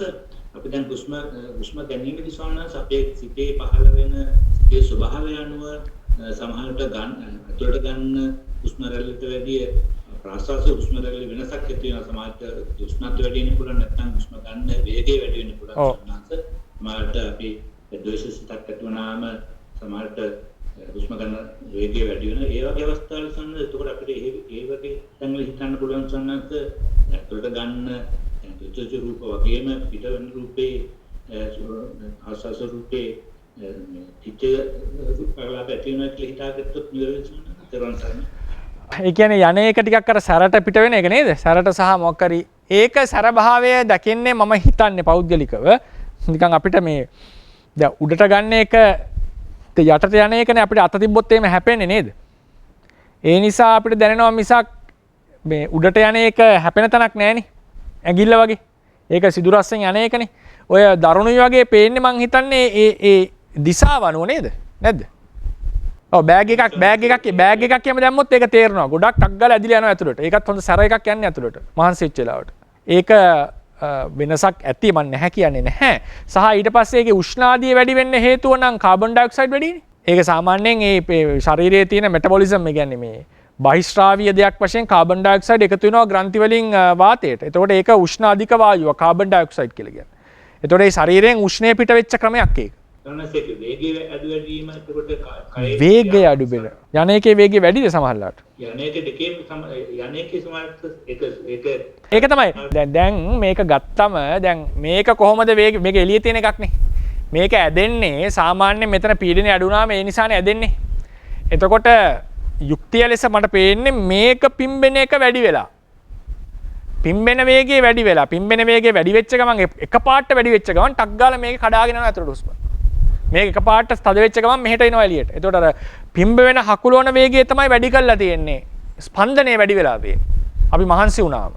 එහෙම නැතුව මේ වාතයේ වේගයේ වැඩි අඩු වීම වෙලා තියෙන්නේ මෙතන පීඩනය ඊටාම අඩු කාලයකදී වැඩි අඩු පීඩනයක් ආපු ගමන් නේද? එකපාරට අඩු පීඩනයක් ඇති කරොත් හුලං එනවනේ කඩාගෙන. දැන් මෙහෙම කළා එකපාරට අපි වාතය අයින් කර ගමන් වේගෙන් හුලං ධාරාවක් එනවා. හිමින් ඇති කරොත් එහෙම හිමින් හුලං ධාරාවක් එනවා. ඒතර පීඩනයේ අඩුවීම එකපාර වෙච්චුන ගමන් කඩාගෙන මේකෙන් එනවා වාතය. එකපාර තද වෙච්ච ගමන් බාහිරට යනවා. එහෙම එකක් තමයි මට නම් පේන්නේ. ඒ නිසා ඒක මේ ක්‍රමයේ ඉඳලා විස්තර කරනකොට මේ චිත්තජ වායෝ ධාතුවේ වේග, ඒ කියන්නේ බලවත් භාවය වැඩි වෙච්ච ගමන් පුම්බවන එකේ. ඒක එකපාරට ප්‍රසාරණය වුණා. එතකොට කඩාගෙන ඇතුළට එනවා. එකපාරට හැකිලෙච්ච ගමන් එළියට යනවා කඩාගෙන. මට එහෙමයි යුක්තියක් පේන්නේ. ඔව්. ඒක ඇතුලෙන් චිත්තජ එකක් ගියා කියන එකට වඩා මට යුක්තිය පේන්නේ. ඔතන සම්මත එතකොට අවස්ථාවේ දැන් අපි එහෙම අවස්ථාවල සමහරට කය ස්වභාවයක් වෙනස අවස්ථාවක් තියෙන සංස කය වර්ණ වෙනස් වීම වගේ රැල්ලේ කියන්නේ ඒකට සම්බන්ධයක් තියෙන සංස වර්ණය වෙනස් වෙනවා කියන්නේ කයේද? එහෙම සංස හුස්ම රැල්ලේ බලපෑමක් මට තේරෙන්නේ නැහැ ප්‍රශ්නේ. කියන්නේ අර ගණනාස දැන් අපි කෙනෙකුට ද්වේෂයක් ඇති වෙලාවක බයක් ඇති වෙලාවක හුස්ම රැල්ල අඩු වැඩි වීමෙන් ඊට පස්ව කයේ ස්වභාවය සමානට වෙනස් වෙනවා. ඒක හුස්මට වඩා මම දකින්නේ චිත්තජ අනිත් චිත්තජ රූප. හුස්ම විතරක් නෙවෙයි චිත්තජ රූපයක් කියන්නේ තවත් චිත්තජ රූප හට ගන්නා රූපකයි. ඒකෙන් සිද්ධ වෙන ක්‍රියාවලියක්. එහෙම හුස්මෙන් වෙච්ච එකක් නෙවෙයි මට පේන්නේ. ඒක වෙන චිත්තජ රූප නිසා තමයි වර්ණය වෙනස් වෙලා තියෙන්නේ. එතනදී වේගයෙන් ආශ්වාස ප්‍රශ්වාස වෙන්නට හේතුව ඒකෙන් ඇති කරන වායෝ ධාතුව නිකන් හරි ප්‍රබලයි. ඒ නිසා ඒක ඉක්මනින් පුම්බවනවා. එතකොට මේක කඩාගෙන ඇතුළට එනවා. මේ වර්ණය වෙනස් වුනේ මට පේන්නේ හුස්ම නිසා නන් නෙවෙයි වෙනත් චිත්තජ රූප නිසා කියන එක. ලේ ධාතුවේ පවර වෙනස් වුණා කියනවනේ. නේද? දේශයාම ඔව් බයත් එක්ක ඇති. දරුවන් සන්න මහත්මයා. මම මේ ප්‍රශ්නේ අතර ඔය මනත් වගේ අතෝ තිබෙන සම වෛද්‍යවරයෙකුගෙන් විමසුවා. ඔව්. කොහොමද මේ හුස්ම වැඩ කරන්නේ මොකක්ද ඒකේ තියෙන බලය කියලා. ඔව්. ඒකට මේ මාත්‍ය පැහැදිලි කරලා දුන්නේ ඒ නැහැල් වල මාංශ පේශීන්ගේ ප්‍රසාරණය සහ සංකෝචනය වෙනවා. එම වෙන්නේ මනසින් ඒකට මනසින් සිග්නල් එකක් දෙන නිසා. මොලෙන් නේද? ජීව විද්‍යාව. ඔව් ඔව්. මොලෙන් සිග්නල් එකක් දෙනකොට මේක ප්‍රසාරණය සහ සංකෝචනය වෙන ක්‍රියාවක් සිද්ධ වෙනවා. හරි. එහෙනම් අපිට එතෙන් හිතන්න පුළුවන් මේක චිත්ත රූපයක් වෙන්නේ කියලා මනසින් එහෙම තමයි ගන්න වෙන්නේ. ඒ කියන්නේ මේක මනස මේ මොලේ ආදී ක්‍රියාකාරීත්වයේ මේ රූපකයේ ක්‍රියාකාරීත්වයේ සිත ලොකු බලපෑමක් තියෙනවා. ඉතින් ඒ නිසා ඒ අර අනුච්ඡානුගව වෙන ඉබේ වෙන ඒ සිග්නල්ස් ටික චිත්තජ රූප කොටසක් ලෙස තමයි අපිට ගන්න. ඉන්වොලන්ටියර් සිග්නල්ස් නේ. ඒවා චිත්තජ රූප ටිකක් ලෙස සලකන්නට ඉඩ තියෙනවා. මම ඒකෙන් සලකනවා නෙවෙයි. අපි ජීව විද්‍යාත්මක බලනකොට ඒ පැත්තට තමයි බර. මම අපේ මේ ડોક્ટર රංජිනී ගමගේ එක්කත් කතා කරේ එතුමිත් ඇති මෙතන පොඩ්ඩක් විස්තරයක් කළොත් ඒ ටික ඒ පැත්තට බරයි කියන එක තමයි තේරෙන්නේ නේද ડોක්ටර්? මම හිතන්නේ සාමාන්‍යයෙන් මෙතන ඔබ වහන්සේ ප්‍රතිබිම්බ බෙදවන්නේ දෙකකට මේ ඔව් හුස්ම ගැනීමේ ක්‍රියාදාමයේ කියන එකට පේශී එක්ක අපේ හුස්ම ගැනීම ඇති කරන මෙකැනිසම් එකක් තියෙනවා. ඉතින් ඒකට තමයි ඔය පේශී ඩයෆ්‍රම් එහෙම නැත්නම් මහා ප්‍රාචීරය ඒක වෙනමම ක්‍රියාදාමයක්. දැන් ඔබ වහන්සේ ඔය කියපු ඇතුළට එන හුස්ම ඒක නිසා ඇතුළට එන හුස්ම තමයි ඇත්තට මේ වාතය තමයි මේ කාය සංස්කාර ලෙස ගිහිල්ලා මුළු ශරීරය පුරාම යන්නේක තමයි මේ මම හිතන්නේ ඒ processes දෙක වහන්සේ මොළදිව දෙකකට බෙදුවන් මේ හොලන් ටික එකක් ඒකට ඇඟින් වෙන මෙකැනිසම් එක තව එකක්. හරි. දැන් මේක මම හිතන්නේ මේ මහත්තුරු කතා කරන්නේ ඇඟට එන ඒ කියන්නේ දැන් හුස්ම ඇතුළට ගැනීමට ඇති කරන ඒ තියෙන ශරීරයේ ඇති වෙන පපුව පිම්බීම ඩයෆ්‍රම් එක නැත්නම් මහා ප්‍රාචීරය පල්ලෙහාට යාම ඒ වගේ දෙයක් ගැන තමයි ඒකෙන් තමයි ඒකේ මෙකැනිකල් කම්පොනන්ට් එක. එතනින් තමයි හුස්ම ඇතුළට යන්නේ. දැන් අත්‍යවශ්‍ය අපි කාය සංස්කාර කියලා හිතන්නේ මට තේන හැටියට ඒ හුස්ම ඒකෙන් ඇතිවන ඔක්සිජන් ඒ වායෝ ධාතුව ඇඟට ෂොක් වෙලා ඒක පිම්බීම හැකිලිම ඒක නිසා ඇතිවන ප්‍රතිඵලය මුළු ශරීරය පුරාම ඇති ඒක තමයි මට හිතෙන්නේ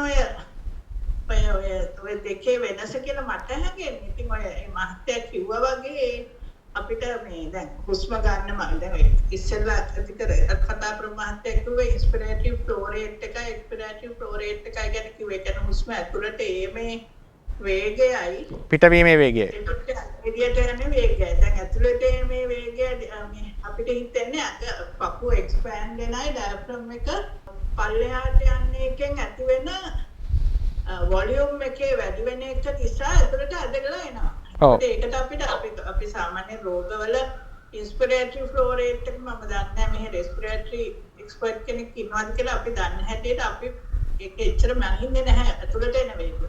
ඇත්තටම අපි මනින්නේ එක්ස්පිරේටරි ෆ්ලෝ රේට්. එතකොට එළියට කසාගෙන යන එක ඇති වෙන්නේ ඩයෆ්‍රම් එක උස්සිලා අර රිම්ස් වල පල්ලෙහාට වෙලා ඒකට තව එකතු වෙනවා ඉලාස්ටිසිටි ඔෆ් ද ලංග්ස් කියලා. ඒ කියන්නේ ලං එක එළියට පිපිච්ච එක ඉක්මනින් ඇකිලීම තියෙනවා. අපි බැලුමක් පිව්වා මේක ඇකිලෙන්නනේ බලන්නේ. හා වේගෙන් ඇකිලෙනවා. වේගෙන් ඇකිලෙන. එතකොට එළියට යන ගස් වැඩි. සරයි. හරි. ඉතින් එතකොට එළියට යන ගස් ශක්තිය ඇත්තටම උෂ්ණත්වයෙන් වැඩි. මොකද ශරීරයේ අභ්‍යන්තරයේ උෂ්ණත්වය එළිය උෂ්ණත්වයට වැඩි. ඒක 7.4 නේ. ඉතින් එතකොට එළියට ඇතුලේ තියෙන වායුව ඇතුලේ තිබෙන එළියට යනකොට ඒක ප්‍රශ්නේ ඇතුලට ගන්න වායුවට වැඩි. ඒක මම හිතන්නේ ආනාපාන සතිය කරන තියෙනවා තේරෙනවා. ඒක වෙනසක් ඇති වෙනවා සමහර වෙලාවට. ඒක තමයි මම හිතන්නේ ඒක එක ප්‍රොසෙස් එකක්. ඒ ප්‍රොසෙස් එකකින් ඇත්තටම ඔය කාය සංස්කාර ශරීරය තුළ මම හිතන්නේ භාවනා කරන ඇත්තොන්ට තේරෙනවා ඇති. ඒක අපි හුස්ම ගැනීමෙන් අපි කොන්සන්ට්‍රේට් කරනකොට යම්කිසි වෙලාවකට කය පුරාම මේ හුස්ම ගැනීම තේරෙනවා කියලා කියනවනේ පින්බිලා. ඔව්. ඒ සංස්කාරය තමයි මම හිතන්නේ පස්ස සංස්කාරම් පස්ස සිස්සාමිත සිස්සති කියන එකේ මෙයා වෙන්නේ ඒක මම හිතන්නේ ආනාපාන සතිය විස්තර කරද්දී ඒක මම හිතනවා නිවැරදි කරන්න මම බොහොම ආධුනිකයෙක් ඒක මුලදී ඒ කොන්සන්ට්‍රේට් කරලා යනකොට ඇත්තට මේක මුළු ශරීරය පුරාම ඇති වෙනවා. පොළ මේකක්. එතකොට ඇති වෙන්නේ ඒව තමයි මම හිතන්නේ චිත්තජ. එහෙම තමයි. රූප තමයි කොහොමද දැන් අපි ඔක බයොලොජිකලි බැලුවත් අපි ඇතුළේ නේම ඔක්සිජන් හැටියට මේ යන්නේ නැහැ. ඒක මේ ඒ කියන්නේ හිමොග්ලෝබින් වලට ටැග් වෙලා. ඔව්. මේ ඒ කියන්නේ ඔක්සිජන් හිමොග්ලෝබින් වලට ටැග් වෙලා ඒකම දියරේ තරලේ දිය වෙලා තමයි ශරීරය තුළ මිහිදෙන්නේ. එතකොට ඒක වෙනම රූප කොටසක්. එතකොට ලං එකේ එක්ස්චේන්ජ් උනාට පස්සේ ඇති වෙන රූප කොටස තමයි මුළු ශරීරය පුරාම යන්නේ. හරි. එතකොට ඒක එළියට ඇවිල්ලා හුස්මට එළියට දෙන්නේ ඒ රූප කොටස් නෙමෙයි. එතකොට කාබන් ඩයොක්සයිඩ් අධික රූප ටික. කාබන් ඩයොක්සයිඩ් අධික බබල් වෙවි යන්නේ නැහැ. ඒක දිය වෙච්ච එක ඇවිල්ලා ලං එකේ එක්ස්චේන්ජ් වෙනකොට කාබන් ඩයොක්සයිඩ් ඇදිලා ඒ කාබන් ඩයොක්සයිඩ් අධික වාතය එළියට යනවා. නයිට්‍රජන් නොත් ටිකක් දිය වෙනවා. වැඩක් වෙන්නේ නැහැ. ඉතින් ඔය ඒ ප්‍රොසෙස් එක දැන් ඔය මහත්යා කියන ප්‍රොසෙස් එක කියන්නේ අපි හයියෙන් හුස්ම ගන්න එක කලබල වුණාම ඔය ෆයිට් ඔර් ෆ්ලයිට් රියැක්ෂන් ඒ වගේ ගොඩක් හෝමෝන් ඩිපෙන්ඩන්ට් ඒක නිකන් කලබල වුණාම වැඩි වෙනවා තරහ ගියාම හුස්ම කරනවා කතා කරනකොට අපි හුස්ම මොඩියුලේට් කරනවා එක්ස්පිරේෂන් ඒ ඔක්කොම වෙනම චිත්තජ රූප කොටසකින් මොලේ සහ ශරීරය පුරා මේ පේශිවල එතකොට ස්නායුවල තියෙන චිත්තජ රූප පරම්පරාවකින් වෙන දේවල් කියන මට නම් හැඟෙන්නේ මම වෙන්න පුළුවන්. එතකොට මේ අපි මුළු ප්‍රොසෙස් එකම ගැන කියනවට වැඩිය මට හිතෙනවා ඒ කාය සංස්කාරය දැන් අපිට විසඳ ගන්න බැරි වෙන්නේ ඇයි චිත්තජ රූපයක් උනේ කියලා. සම්පූර්ණයෙන්ම චිත්තජ රූපයක් කියලා කියන්නේ ඔය ඇඩ්වාන්ස් ලෙවල් එකේ රෙස්පිරේෂන් මෙකැනිසම් එක මුළු ශරීරය පුරාම යන චිත්තජ රූප පරම්පරාව ගැන තමයි මම හිතන්නේ එතන කියනවා ඇත්ත කියලා තමයි මට හිතෙන්නේ. ඇත්තටම හුස්ම ඔය මේ නිකන් එළියට ඇතුළට යන ධාරාව නෙවෙයි. ධාරාව මොකද හේතුව වෙන්නේ එළියට ඇතුළට යන ධාරාව ඍතුජ රූප ටිකක්නේ. ඒ කියන වාදයක් නෑ. ඒක චිත්තජ වෙනවා කියන එක කෙලින්ම ඒක විස්තර කරන්න හරි අමාරුයි. ඒක ප්‍රායෝගික නෑ විස්තර කරන්න. ඒක නිසා ඔය ඇඩ්වාන්ස් රෙස්පිරේටරි අපේ බයොලොජිකලි උගන්වන්නේ ඇඩ්වාන්ස් රෙස්පිරේෂන් ප්‍රොසෙස් එක ගැන තමයි මම හිතන්නේ ඔය මේ කාය සංස්කාර කියලා කාය සංස්කාර කියන ටොපික් එකෙන් එන්නේ අනිවාර්යයෙන්ම ඔක්සිජන් ගියහම ලං එකේ නෙමෙයි මුළු ඇඟ පුරාම දිය වෙලා යනවා. ඒක වෙන කෙමිකල්ස් හැටියට. හරි. මට තේරෙන විදියට මම හොඳයි බොහොම පිං ඒ තොරතුරු අපි හැමෝටම ප්‍රයෝජනවත් බොහොම පිං. මම අදහසක් ඉදිරිපත් කරනවා. කියන්න. කියන්නේ. අනුව මේ ඔව්. ඍතුජ කලාප කියලා අපි හඳුන්වනවානේ සාමාන්‍ය කාය විඤ්ඤාති ලහුතා ද්වාදශක කලාපේ. පොඩකින් කාය විඤ්ඤාති ලහුතා ද්වාදස කලාපයේ චිත්තජ ඍතුජ වෙන්නේ ඍතුජ කලාපේ එතකොට චිත්තජ වෙන්නේ එතන කාය විඤ්ඤාතිය තියෙන නිසා. ඔව් මොකද කාය විඤ්ඤාතිය වචී විඤ්ඤාතිය ඒකාංශ චිත්තජයි. ඒක ඍතුජ රූපයක නෑ විඤ්ඤාති.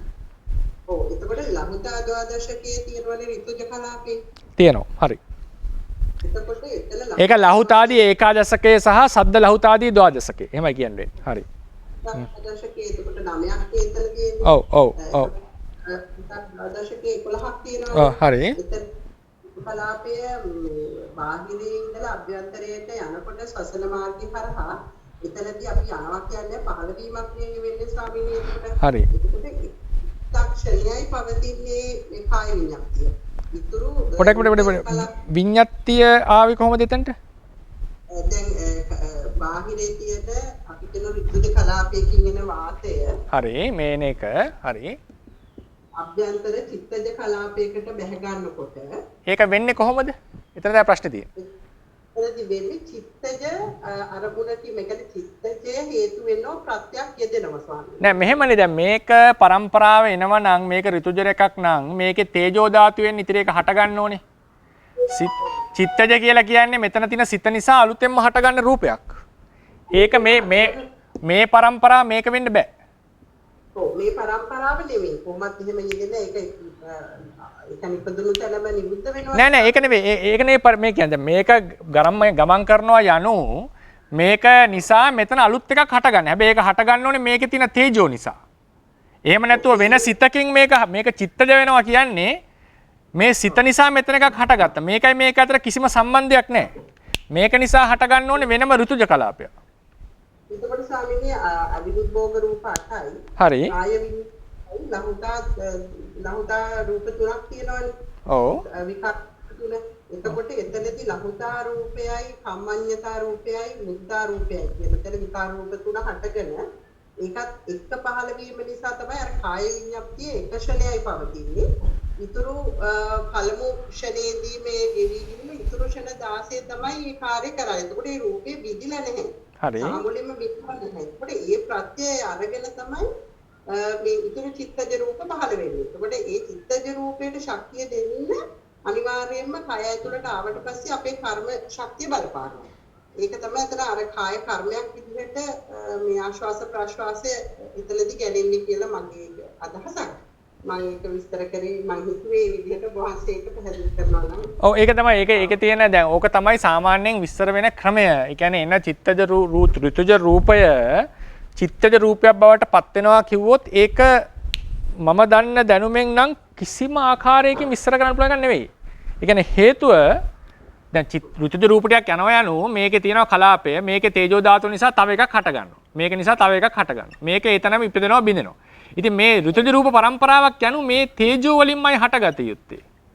මේ තේජෝ වලින්මයි හටගත යුත්තේ. චිත්තජ પરම්පරාවක් යනු සිත නිසා අලුත් රූපයක් හට ගන්න ඕනේ. ඒතර මේකයි මේකයි අතර කිසිම සම්බන්ධයක් පේන්නේ නැහැ. එහෙම කිව්වොත් එහෙම දැන් මේක නිසා මේකට උපකාර ලැබිලා මේකෙන් ඉපදුනා කියන එක කිව්ව එහෙම එනොත් මේ પરම්පරාවට මොකද උනේ? මේ પરම්පරාව නතර වුණාද? මේ પરම්පරාව නැති වුණාද? පැහැදිලි අපි දන්නවා මේකේ එතකොට එහෙම වුණොත් වෙලා තියෙන සිතෙන් ඔක්සිජන් උපදවලා වෙනවා. නේද?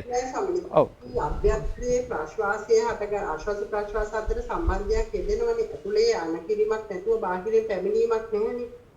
විද්‍යාත්මකව ගත්තත් එහෙමනේ. නෑ බාහිර වාතයම ඇතුළට යන්නේ. බාහිර වාතයේ අභ්‍යන්තර වාතයේ වෙනසක් නැහැ. ඔව්. ඇතුලේ පීඩනය අඩු වීම නිසානේ වාතය ඇතුලට පැමිණෙන්නේ. හරි. ඒතර ඒක ඍතුජ රූප ටිකක් එතකොට එන්නේ. ඔව්. ඍතුජ රූප ටිකක් නමුත් ශරීර අවයව ක්‍රියා කරවීමටත් අර වායෝ ධාතුවේ හැසිරවීම කාය විඤ්ඤාති රූපයට නෑ එතන කාය විඤ්ඤාතිය ඕනේ නෑ ඒකට. මොකද හැමතිස්සෙම මේවා වෙන්න කාය විඤ්ඤාතිය ඕනේ හිතලා මොකක් හරි කරොත්. දැන් මේකේ එක්ස්පෝෂර් එකට කාය විඤ්ඤාතියක් ඕනේ නෑ. කාය විඤ්ඤාතිය යෙදෙන්නේ නැද්ද දැන්? නෑ දැන් නිදාගෙන ඉන්නකොට හුස්ම ගන්නවනේ. නිදාගෙන ඉන්න සිත් වලින් කාය විඤ්ඤාති රූප පොදවන්නේ. දැන් නිදාගෙන ඉන්න රූප වලින් හුස්ම කය මෙයා වෙනවා. ඒ හැම චලනයකටම කාය විඤ්ඤාතිය ඕනේ කියලා එකක් නෑ. ඒකට එතන මේ කම්මඤ්ඤතා රූපේ වෙදෙන්න පුළුවන් නේද? ඔව් ඔව්. ඒක ඍතුජ වශයෙන් පුළුවන් ඒක වෙදෙන්න කම්මඤ්ඤතාදී. ඒ කියන්නේ මේක සෙලවෙන්නට ඒක හොඳ පොයින්ට් එකක් මෑනියු ගෙනාපු එක බොහොම හොඳයි. ඒ කියන්නේ මේක සෙලවෙන්නට විඤ්ඤාතියක් අවශ්‍යයිද කියලා අහුවොත් නෑ. ඒකට කියන අංගමංගානුසාරී වායෝ කියලා. අංගමංගානුසාරී වායු චතුසමුට්ඨානිකයි. ඒක කර්ම චිත්ත ආහාරද වෙන්න පුළුවන්. ඔව්. අවසරයි ස්වාමීන් වහන්සේ. මේ වේදල්ල සූත්‍රයේ විස්තර වෙන තැනදී ගත්තම ස්වාමීන් වහන්සේ මේ ආස්වාස ප්‍රාස්වාස කියන එක කියන්නේ මේ ආස්වාස ප්‍රාස්වාසකෝ ආවසෝ විසක කායික ඒතේ ධම්මා කායපටිපත්තා කියලානේ. තස්මා ආස්වාස ප්‍රාස්වාස කාය සංකාරෝ. ඊළඟ දැන් විතරේ කියනකොට කියන්නේ විතක්කෙත්වා විකාරෙත්වා පච්චම් වාචං ඉන්දති කියලානේ. ඔව්. මත්වත් ඕක වෙන්නේ ආස්වාස පාසාත චිත්තජ කියනකට වැඩිය ඊට වැඩි සාධාරණයි අර වචී සංකාර චිත්තජ කියන එක මොකද විතක්ක ਵਿਚාර කියන ධර්ම දෙක. ඒතර සම්මාංශ මේ එකක් තමයි හිතුනේ දැන් අර සතිපට්ඨාන සූත්‍රයේ ගත්තම එතෙන්දී ඔය චිත්තජ මේ විරුද්ධ කියනකට වැඩිය ආස්වාස පාස්වාස කාමේ කෙලින්ම රූපයට සම්බන්ධ ප්‍රසට මේ රූපේ සම්බන්ධ වෙන්නේ. හරි. පොඩ මේ අර පැත්තෙන් එච්චර ඕක චිත්තජ කියන එක ගැටලුවක් නැති වෙති. හැබැයි සමිනහස හත්සියවත් දැන් අර සමහර අටුවාවලක් තියෙනවනේ මේ බුද්ධ වචනට වැඩි ඒ කාලේ සමාජයට වැඩි පිළිගත්ත වගේ ගැටලුවාම ඒ වඩා නිවැරදි කියලා ඒ කාලේ පිළිගත්ත මතත් සමහර විට තියෙන්න පුළුවන් නේ.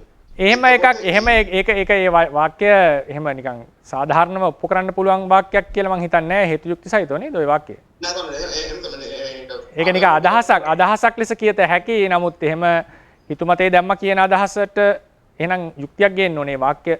එහෙම ඒක ටිකක් සර වාක්‍යයක්. නමුත් ඒක මම එහෙම ලේසියෙන් පිළිගන්නේ නැහැ මගේ අතින්. ඔව් එහෙනම් සමහරවිට මම කියන්නේ අදහසක් විතරයි. ඒක සම්මත අර්ථන මේ වේදල්ල සූත්‍රයේ විදියට වැඩි නිකන් ඒක මේ මෙහෙමයි දැන් මෙතන දැන් තියෙන්නේ දේශනාවේ කියලා නෑ මේක මොනවද අහවල් මොකද අපි උදාහරණ ගත්තම වේදාල සූත්‍රයේදී කියන්නේ චතුර්ථ අධ්‍යායයෙන් ආස්වාස් ප්‍රස්වාසය කායපටිබද්ධ එක ස වෙනවා කියලා.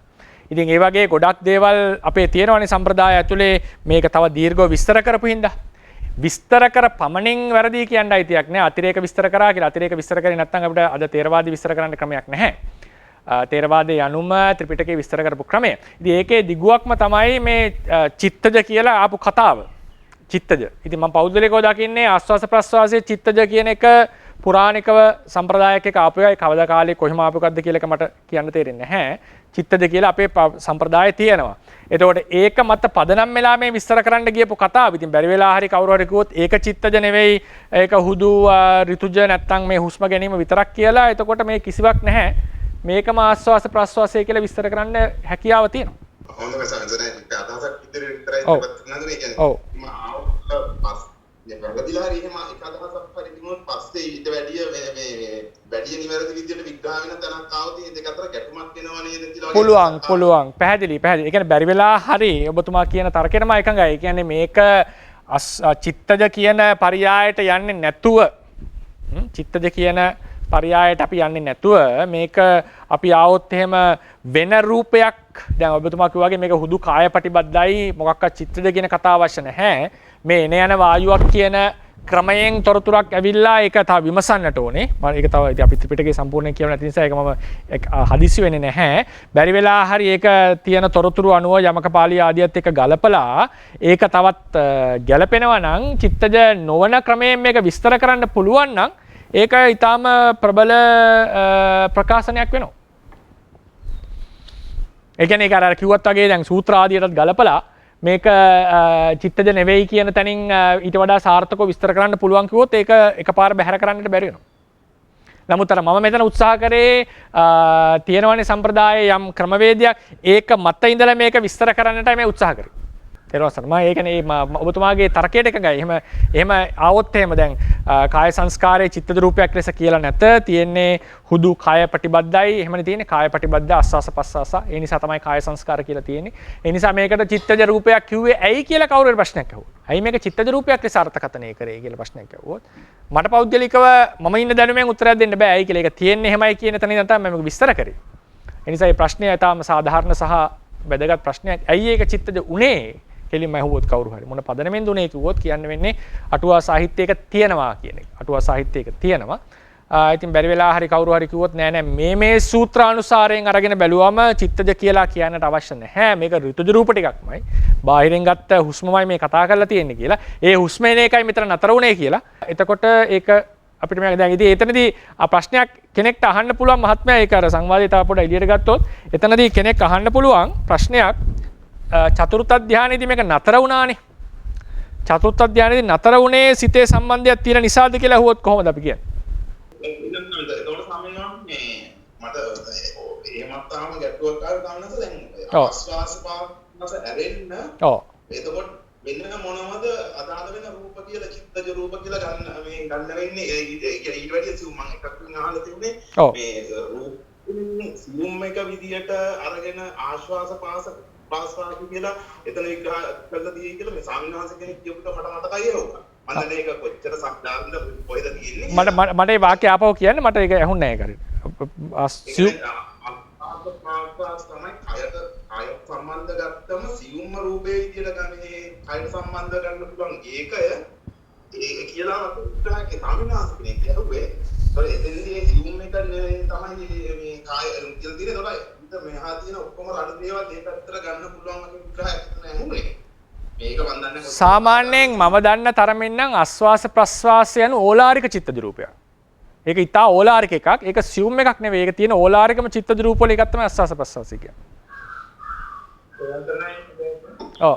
එහෙමයි සන්නස්. අවසරයි. තෙරුවන් සරණයි. ඔව් කිය. සංචිත්තස්ස භංගක්ඛනේ කාය සංඛාර වල උපජ්ජති වගේ පාඩක් තියෙනවා නේද? ඔව්.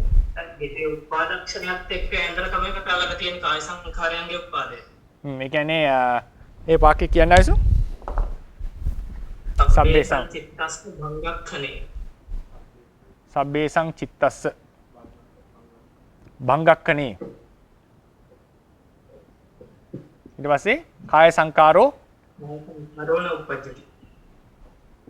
සංඛාරෝ න උපජ්ජති. හරි බොහොම පිං. දැන් මේක මහත්මයා මේකෙදුත් අපේ ස්වාමීන් වහන්සේ විස්තර කරන්නේ දැන් සිතට සම්බන්ධයි කියන එකට තොරතුර. උදාහරණයකට සබ්බේසං චිත්තස්ස භංගක්ඛනේ කාය සංකාරෝන උපජ්ජති. ඒ කියන්නේ සියලු සිත්වල භංගක්ෂණේ සියලු සිත් බිඳනකොට කාය සංස්කාර උපදින්නේ නැහැ කියනවා. සිතක උපාදක්ෂණේ පමණයි කාය සංස්කාර උපදින්නේ කියලා යම කියනවා. ඒකත් අර යමක පාඨයෙන් යමකේ අභිධර්ම පැත්තෙන් ආවට පස්සේ සිතයි කාය සංකාර අතර සම්බන්ධයක් පෙන්වන තැන්.